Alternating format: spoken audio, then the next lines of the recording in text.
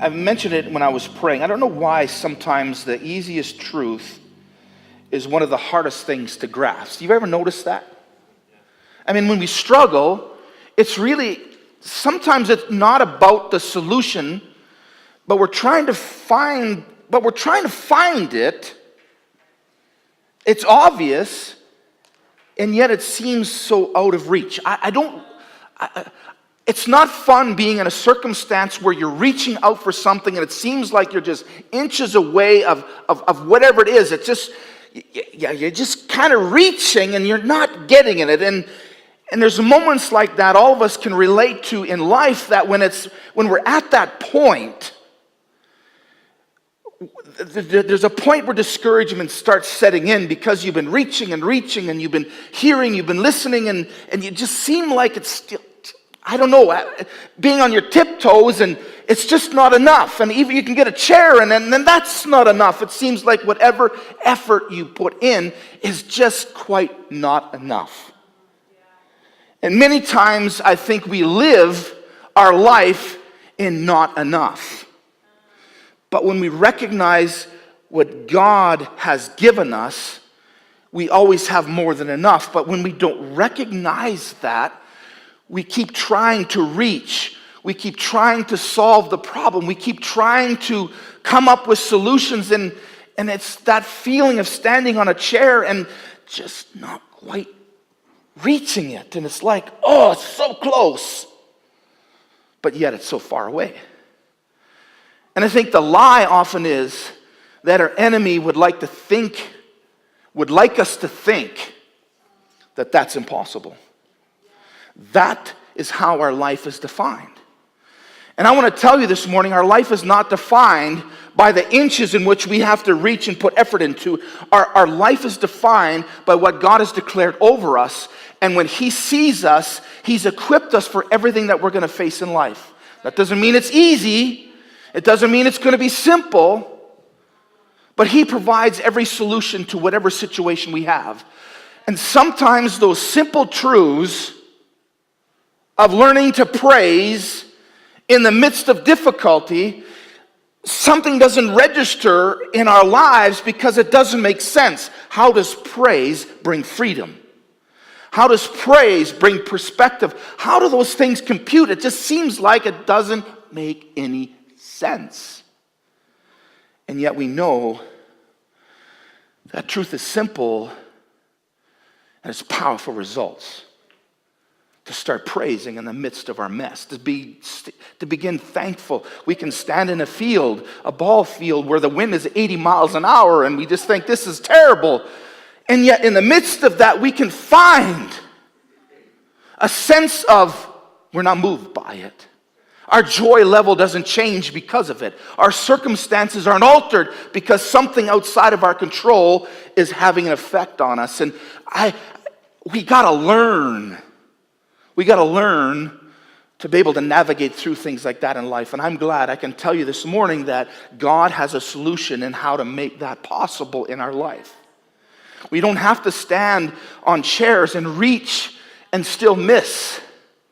We can simply understand that it's already ours and we can pull it off the shelf and apply it to our life. This morning I titled my message, ironically enough, Inside, Outside, Upside Down. And I don't know if you've visited the library or have habits in library, and so I acquired a book from the library, and it's interesting, the title is exactly what I wanted the title this morning. Inside, Outside, Upside Down. And I think we can relate to books like this, because I noticed there aren't a lot of big words in it.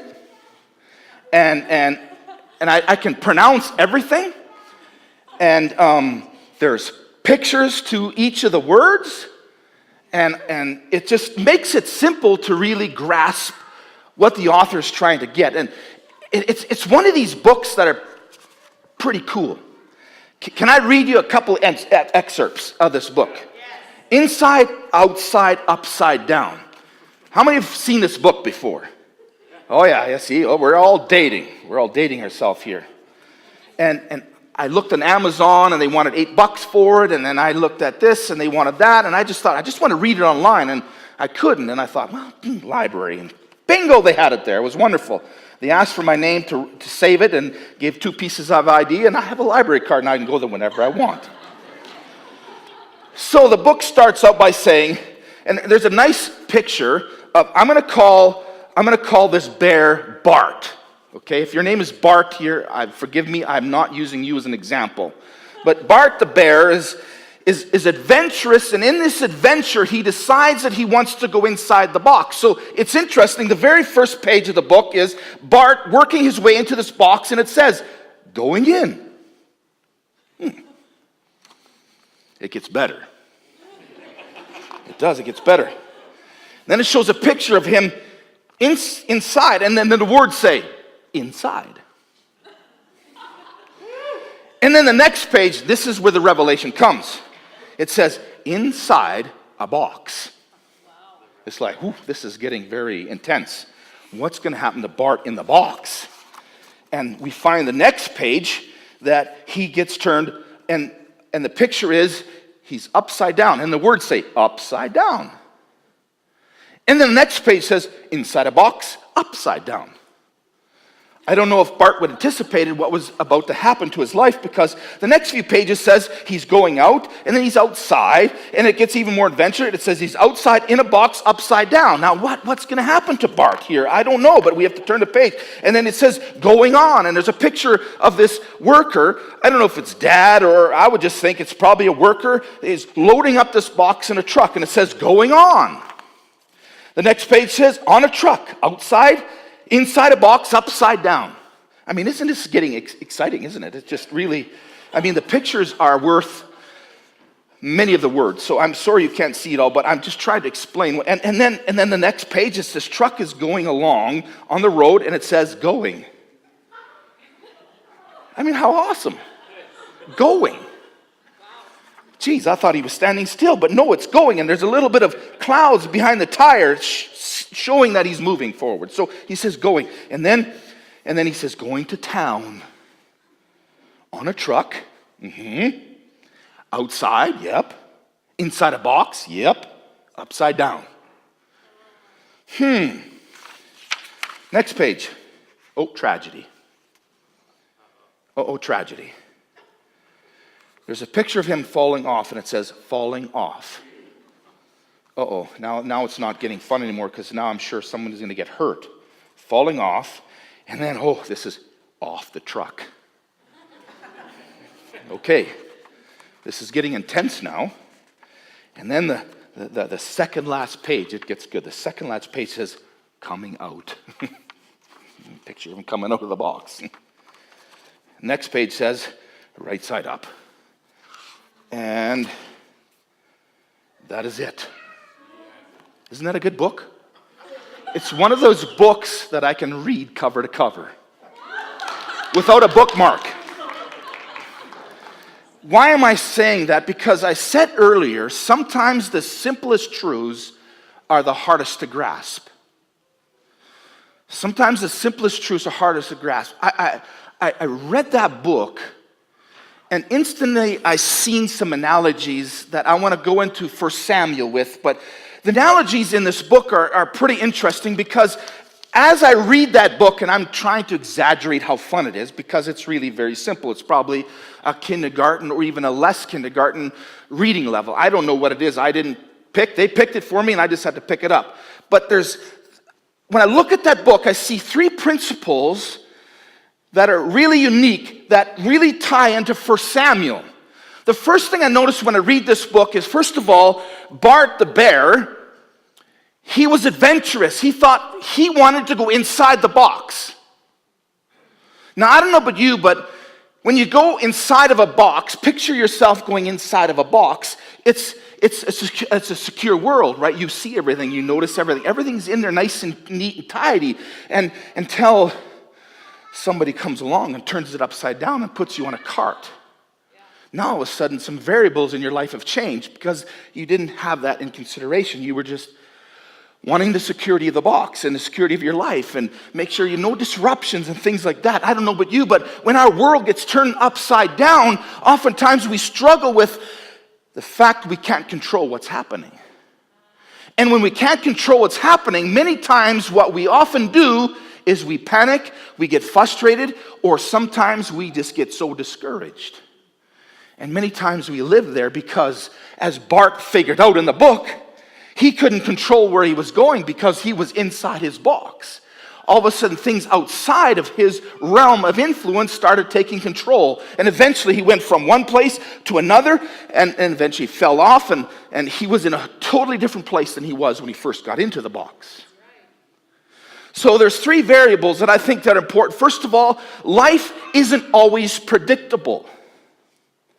Life isn't always predictable. There are many variables throughout our experiences that we often miss when we're going through life. I don't want to talk about those variables. I just want to bring those issues to a point, and then I want us to bring us into David's life because I think David can speak to us in ways that we can relate to, the ways that we can learn from, and often see ourselves in those situations. So Bart taught me in this simple little story the profound truth that life isn't always predictable. He had no idea that when he entered the box, what would happen. The second thing I learned, and I'm just going to go through this quick because I want to get into 1 Samuel. The second thing I learned in this little story that we're going to see in 1 Samuel is everything, with everything, there's a process. Everything's a process. I said this many times throughout life that things are a process. Nothing happens instantaneously. If it does, it's probably not healthy. Everything has a process. I mean, you watch people that are having a baby. There's a process involved. And anytime that process happens quicker than it's supposed to be, it involves a lot of medical people and a lot of different things because it's not normal. The process needs to follow through. I think Bart, I'm just making assumptions here, but I think Bart in this book recognized something later on, that from getting to point A to point B, there's always a process. So with our life. And we're going to get into 1 Samuel. The third thing that I find in this book is, and I'm bringing some spiritual truth to it now because I think it's important to articulate things through the eyes of God and the eyes of heaven, because the reality is He gives us this life and bursts it in us and has this purpose and plans for us. We need to recognize that God never loses sight of the future. See, sometimes when we get into our boxes and we don't consider the variables in our life and things get turned upside down, we end up going somewhere where we didn't plan, and now we have to deal with whatever we have to deal with, and we often wonder sometimes, does God forget where we are? And I want to tell you this morning, God never forgets. He never gets off track, that His purpose for us never ever distance from Him, no matter what the process we go through. Okay, let's go to 1 Samuel. 1 Samuel chapter 16, most of 1 Samuel, starting verse 16 and on, we're introduced to David. Now, David was an interesting character. We know that he eventually became king of Israel. But before that, there was a lot of things in David's life that I would call variables. In 1 Samuel chapter 16, we're introduced to David and his family because at one point, Saul had just continually went on his own and did things the way he wanted to, and eventually God said, I have to replace you as king. So I don't know the word for it. God began to seek out someone else to take Saul's spot. And as a result of that, he had to go to David's family. And so Samuel, who was going to anoint this next king, goes to Jesse, which is David's dad, and goes to his household. And David was the youngest of 8 brothers. And so when Samuel showed up and explained what was going to happen, I mean, he started parading through the boys, one after other. And he thought, surely this is the one. You know, he's tall and he's all these qualities, and everyone, no, that's not the one, that's not the one. And so he went through all the sons until he came up to David. And David wasn't even in this lineup. He was taking care of sheep. And so Samuel said, is there not any more sons in your family? Like, this doesn't make sense. All of these are a no. And Jesse said, yeah, there's one more. But he's young and he's taking care of the sheep. And Samuel says, bring him. And when David came, Saul took the flask of oil and anointed him king of Israel. Now, the interesting thing is when you really take time to read the whole context and things that are happening, there's a lot of variables that happen. First of all, so he was anointed king. The interesting thing was David didn't become king. In fact, the Bible tells us he went right back doing what he was doing, taking care of sheep. He didn't take the throne. There was things that had to happen before he was right for that position. So David was anointed king. He was the next king of Israel, but David went back taking care of sheep. That doesn't make sense because that was his box. Okay, I'm going to be king. Now what? Nothing. Go back and take care of sheep. It was a series of events that God brought into David's life through the process of time. It's interesting, most scholars believe that David was anywhere from 8 years old to 15 when he was anointed king, 15. So if he says he was 15 years old, because 3 of his brothers were serving in Saul's army, and you had to be 20 years older to serve, and so being the youngest of 8 brothers, that means he was down the chain, and so that's why they say he was between 8 and 15 years old, no more than 15. And so here he was anointed king, but it's interesting, if he was 15, it wasn't for another 15 years that he actually became king. 15 years.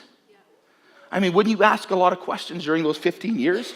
And the interesting thing is, if you follow David's life, all through 1 Samuel, you'll recognize something throughout his whole history when he was anointed and when he actually became king. There was a whole series of events, of variables in his life that constantly were always happening that would cause any person to question whether if God really made sense when he said you're going to be king. Because for the first time, he was anointed king. I told you, he went back to take care of sheep. He was never called upon until Saul needed someone to play music in his courthouse to calm himself down. Someone recognized David can play the harp, so he came and played the harp. Like, whoopee ding dong. I was born for significance, not to play the harp. But everything is a process.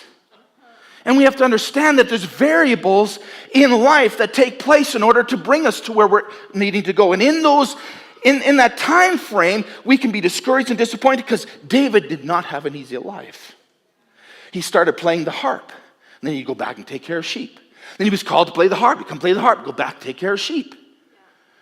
And then one day he was with his father, and his father said, I want you to bring some food to your brothers because they're right now serving in Saul's army. I want you to bring some food to them and bring some for their commanders. And I just want to see how they're doing. So this young David said, sure.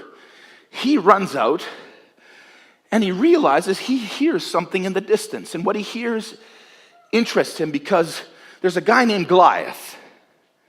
And he starts taunting the armies of Israel because when David shows up to meet his brothers, Israel was on one side and the Philistines were on the other side, and there was one giant in the middle taunting Israel, saying, you just pick one person to come fight me, and if I win, you serve us, but if you win, we'll serve you. And day and night he would do this, constant. And David happened to be there at that moment. And what amazes me is when we're created for greatness, which all of us are, there's moments in our life that God brings us to help us step into those moments. Not give us those moments, but step into them and prepare us for the next phase of our life. Oftentimes we want to jump from A to D when God wants us to jump A to B, and then B to C. And sometimes we stay at C for a little while. Then we move to D and we move on the progression way. And so David was playing the harp. He was A. Anointed king, but playing the harp. Going to take care of sheep and coming back. 1 Samuel 17, and here's what's going on. And this is what blows me away. David, not familiar with anything military at all. He was still, they figure he was probably about 18 at this time, 18 years old. And hearing what he's hearing, and he had an idea. And in 1 Samuel chapter 17, he goes to the king, and this is what he says. Don't worry about this Philistine, David told King Saul. I will go fight him. Now, to give a little context of that is, when you read a little further, all of Israel, the word used there was trembled at the sight of Goliath. You have seasoned soldiers that would not take him up on this offer. They feared for their life. So day and night he would just taunt all the time, come on. And here David happens to be there in the midst of all this stuff, and all of a sudden he gets the bright idea, I'll fight him. It's like, and listen to what Saul says. Verse 33, don't be ridiculous. Don't be ridiculous. There's no way, listen to the wording, there's no way you can fight the Philistine. You're standing in a chair, you quite not reach it. You'll never be able to reach it. No matter what you do, you're always going to miss it. Don't be ridiculous. There's no way you can fight this Philistine and possibly win. You're only a boy, and he's been a man of war since his youth. You can't reach it, David. It's ridiculous even to think this way. And then verse 34, but David persisted. How many like people that are persistent? Sometimes I don't like people that are persistent. I told you no, now leave me alone. Oh, come on, just this once. No, just this once. No. Please, just this once. No, persistent. David was persistent. In other words, this 18-year-old could take no for he could not take no for an answer. He believed without a shadow of a doubt he was able to reach it without standing on a chair. Why could he be so confident? Because he knew his God. He knew his God. He knew God was a God of the impossible. He knew God didn't take in consideration human wisdom and experience and all those things. He knew that God could take him beyond that. And he says, David persisted, verse 34, I have taken care of my father's sheep and goats. Well, what would that? That wouldn't even balance. Think of it. I've taken care of my father's sheep. Good for you. This guy's killed people for a living. He goes on. He says, I've killed sheep. Not killed them. I took care of them. Sorry. Let's read that right. Oh, my glasses aren't on. That's why. Take care of my father's sheep and goats. And whenever a lion or bear comes to steal from the flock, I go after it with a club and rescue the lamb from its mouth. And if the animal turns on me, I catch it by its jaw and club it to death. Oh, I'd like to see a video of that. Wouldn't you? That would be awesome. That's what he said. He's telling this to the king. Hey, when one of my father's sheep or goats get caught, I go after it. I mean, most of us would not go out. We would run the other way. But he'd go after it. And he would rescue it. And if that thing turned on me, I would beat it to death. He doesn't stop there. I've done this to both lions and bears, David says to the king. And I'll do this to this pagan Philistine, for he has defiled the armies of the living God. Now put yourself in that room. An 18-year-old boy is convinced he can take on the giant that the entire army is afraid of. Seasoned soldiers. Listen, I've killed both lion and bear. I protect and I will do the same to this Philistine.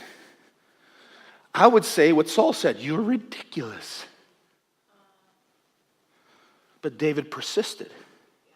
The Lord who rescued me from the claws of the lion and the bear will rescue me from this Philistine. Now, a lot of us here know this story, but some of us here don't.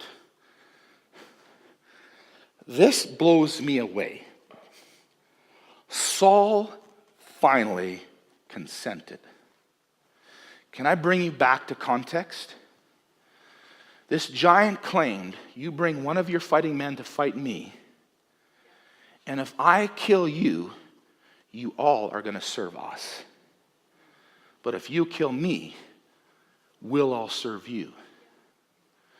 Basically, when Saul consented, he was willing to put his whole nation at risk for one 18-year-old boy that convinced him he can take the giant, when he had an entire army that wouldn't do it themselves.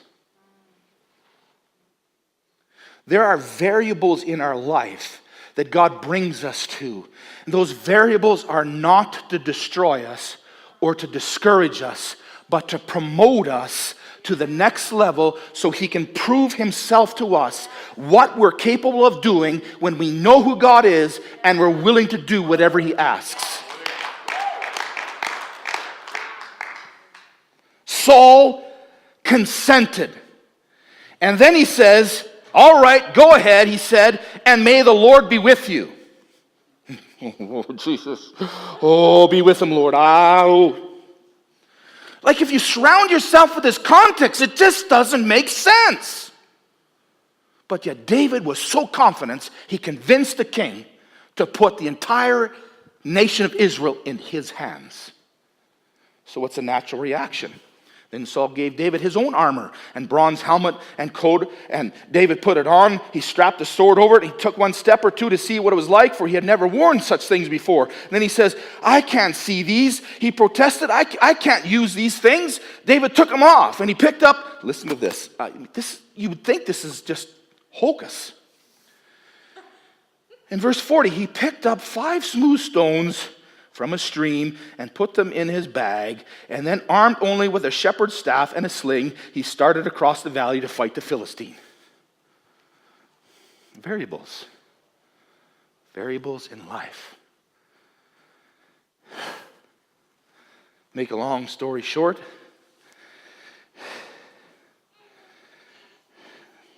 Goliath walked up toward David with a shield bearer ahead of him, sneering and contempt at this ruddy-faced boy. Am I a dog, he roared at David, that you would come to me with a stick? And he cursed David by the names of his gods. Come over here, and I will give your flesh to the birds and wild animals, Goliath yelled. And David replied to the Philistine, you come to me with sword and spear and javelin, but I come to you in the name of the Lord, the heaven armies, the God of the armies of Israel, who you defiled. Then he says this, today the Lord will conquer you, and I will kill you, and I will cut your head off, and then I'll give your dead body to the men and the birds of the wild animals. The whole world will know there's a God in Israel. And then everyone assembled here, and we will know that the Lord rescues people not with a sword and spear, for this is the Lord's battle, and he will give you to us. And Goliath moved closer to attack, and David quickly ran to meet him. Reaching into his shepherd's bag, taking out a stone, he hurled it with his sling and hit the Philistine in the forehead, and the stone sank into his head, and Goliath stumbled and went face down to the ground. So David triumphed over the Philistine with a single sling and a single stone, not with a sword. Then David ran over and he pulled Goliath's sword from his sheath, and David used it to kill him, and he cut his head off. Whew, that's R-rated right there.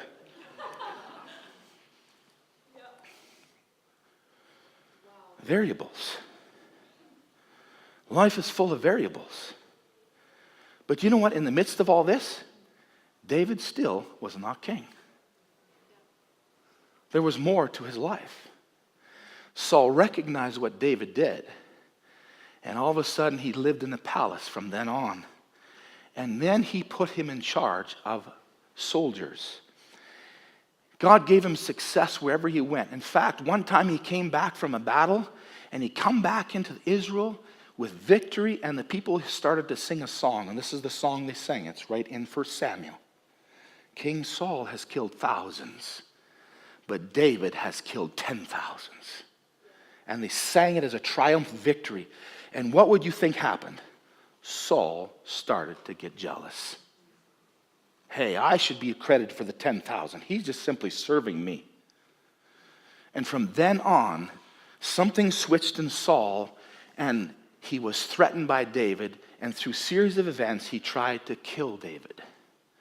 And for the last probably 4 or so years of David's life, he was moving from cave to cave, always running from Saul, because Saul was determined to kill him, because David was his biggest threat.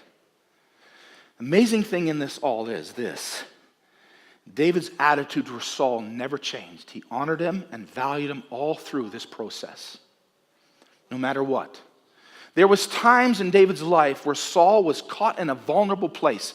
I don't know about you, I think sometimes we can relate to the idea that when our enemies are at our disposal and we have a chance to pounce and to do something and make something out of it and be satisfied, and David refused to do it. His men even said to him, hey, David, listen, God has delivered your enemy into your hands. And David said, no, it's not for me to do. And he wouldn't do it. The second time where Saul was in a vulnerable place, all of Saul's army was asleep, and David comes out of his cave, and he wanders around, and they see that Saul's main armor bearer is sleeping beside him, and this is what his men said. He said the same thing. He said it again. The Lord has delivered your enemy into our hands. You just say the word. This is what it says in 1 Samuel. You just say the word, I will plunge my sword into him, and I will not have to do it twice. David said, no. God's going to take care of it. I'm just like, do it. Do it. He wouldn't do it. He honored Saul. And never did ever David consider Saul his enemy. His men always did. David never did. Long story short, Saul finally lost his life in battle. And what amazes me is in 2 Samuel, starting in chapter 1, David hears the news. Now think of this. Saul, the number one menace in his life that was trying to kill him all the time, now was finally dead. I don't know about you, but I think it would be a time of celebration. Finally, I don't have to run anymore. Finally, I don't have to run anymore. But what does David do? David and his men, they tear off their clothes, put on ashes, and mourn and fast and weep for Saul. And then David writes a song that he wants to teach to Judah about honoring Saul as a mighty warrior. That just blows me away. What's my point? My point is this. David could not control the events of his life. At the beginning point, he was anointed king. I don't know what would have gone through his mind. I have no idea. But in your mind, it's like, I'm king of Israel? Wow. Woo. Go take care of sheep. It's like, what? What? I thought I was king. Yeah, you are. And then all these events and things that he did, and all of a sudden things turned against him, and he had to run for his life and constantly always cover, always had to look behind his back, over his shoulder, because even in the midst of the process, there was always people that would always turn him in. They would see David and his men, and they would go to Saul. I've seen David and his men, they're over there. You see, somehow they wanted to warm up the King Saul and think, I'm so special, I give you some really nice advice. And constant people always turn against David, turn him in, and he was always running. And I don't know about you, but sometimes I walk through, I look at that and I go, why? We have to remind ourselves that the process is just as important as end result. We don't control those variables. We don't control those. It's like Bart. He gets in the box and he thinks this is going to be fun, and he doesn't realize that somebody picks that box up and turns him upside down and puts him in a truck, and they leave the place of safety, and he no longer has control. I'm telling you, David did not have control of his life. He didn't have control of his circumstances. The only thing David could do was control how he responded and how he reacted to it. That's the power.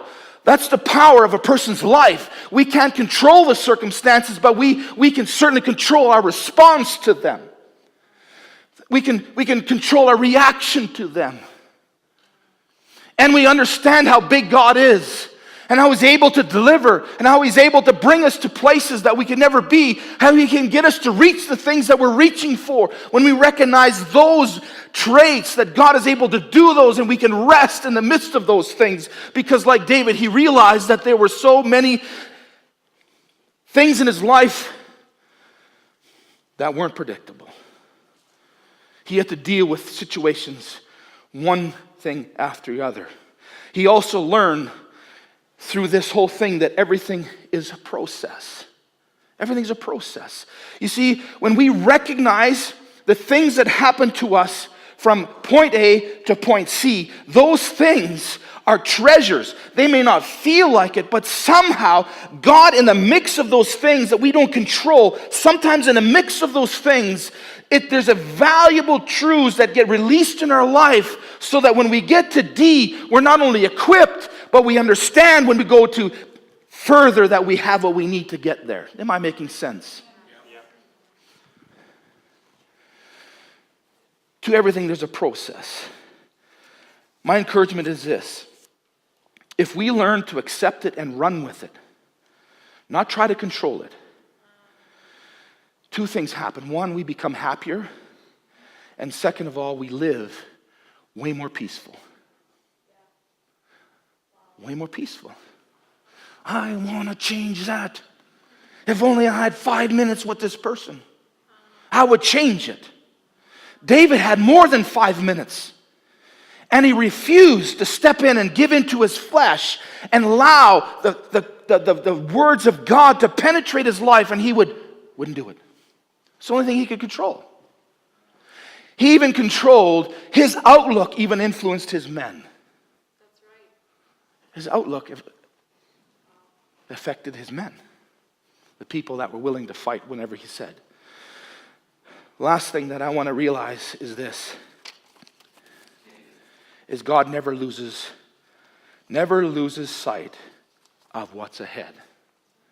David was always going to be king. No matter the process. He was going to be king. Can I say this? God never forgets our call. We may go through hell and upside down circumstances and situations that we can't control and people we can't control and the things we can't control. But I want to tell you, God never forgets, never lose sight of what He's called us to do, never. And He's committed to that process of bringing us there. In the midst of our mistakes, in the midst of our struggle, in the midst of all those things, I've said this many times before, our failures qualify us for success. Sometimes the hardest, or sometimes the simplest truth is the hardest to grasp. Sometimes it's the hardest to grasp. He never forgets. He never gets off track. And the more I know Him, the more He reveals Himself to us, the more His truth becomes a reality and the circumstances around us doesn't dictate what we do. I believe this, God has empowered every one of us to be overcomers, no matter what's in front of us. Some of you might have to face a huge business decision. Sometimes you have to face things in your family. Sometimes there's things that are just seeming to slip away. I'm telling you, I want to speak to you. God never forgets what He's given you. He never forgets what He's called you to. He never forgets and loses focus or loses sight of that. Our challenge is we need to learn in that process to take the simplest truth and not make them hard. Begin to worship in the midst of it. Begin to give thanks when the circumstances seem it's impossible. We begin to rejoice because we know that the picture is much bigger than what we see. Even though it's hard, there's things that we can overcome because of the truth that God has put into our life. Sometimes the simplest truth is the hardest to grasp. I want to say this. Life isn't always predictable, but man, we can make the most of it. We can make the most of it. Is it going to be hard? Yeah. But we can make the most of it. Make the most of it.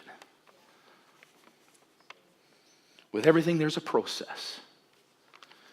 Don't ever think God is destroying you. He never is. He's building us to be the men and women He's designed us to be. We've got to learn to accept it sometimes and just go with it. Because the moment we try to control it, we lose it. And I ask you a question, how hard is it to control the next person? Man, we manipulate, we twist, and we turn, we threaten, and we say things, and we put pressure on all these things. Because we want what we want. And when we don't get it, we fight for it. Everything, there's a process. It's learning to let go. We begin to experience freedom. we begin to let go, we experience freedom. And lastly, God never loses sight of what's ahead. We might get overwhelmed. We might get overcome. But God never does. He never does. And if we learn to stick with him, it's always going to turn out all right. We just got to stick with him. It's like being a big brother in a school ground when you're, grade 2 and there's a grade 12er that's trying to be macho. You get someone bigger than the grade 12er and the grade 12er shuts his mouth. You learn to walk with them. Changes the scenario. You can even shoot your mouth off and say whatever you want as long as the person beside you, because you're protected. I'm telling you, let's learn to live with his protection in mind. I mean, not shoot our mouth off at people and whatever. No. I mean, sometimes, let's be honest, it's fun. Come on, let's be honest, it's fun. To give a guy or a gal sometimes a what for it's just liberating for a few moments. Met at a pastor's lunch one time, and this pastor that normally doesn't talk like this, so you could tell he probably was in a stressful situation. He said, sometimes I wouldn't never do it, but sometimes I just like to reach out and smack people. And I said, without a thought in mind, it's far better actually doing it. It's way funner. And they kind of looked and, just kidding. Just thought I would say that.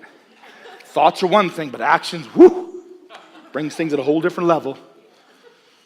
Got to stick with them. Got to stick with them. The wind's blowing. You're getting wet because the waves are coming over. You stick with them. You don't control what's happening around you. You stick with them. The disciples found that out. They were rowing for 12 hours, fighting this storm that was happening. And they were fighting for their life. And they finally woke up Jesus because he was sleeping. Like, come on. Like, don't you care? He was sleeping while they were fighting this storm. The disciples asked him, don't you care? We're about to die. This is serious business. Like, don't you care about us? I'm Jesus. I care about you. Well, wake up and do something. Okay, peace be still. It's gone. Yeah, now I'm going back to bed. Leave me alone. When you stick with him, the storm is only as big as what's in our head.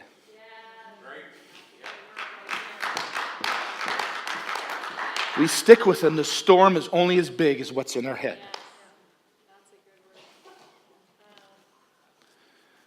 Can I emphasize the last point? God never loses sight of what's ahead. Never. Can we pray?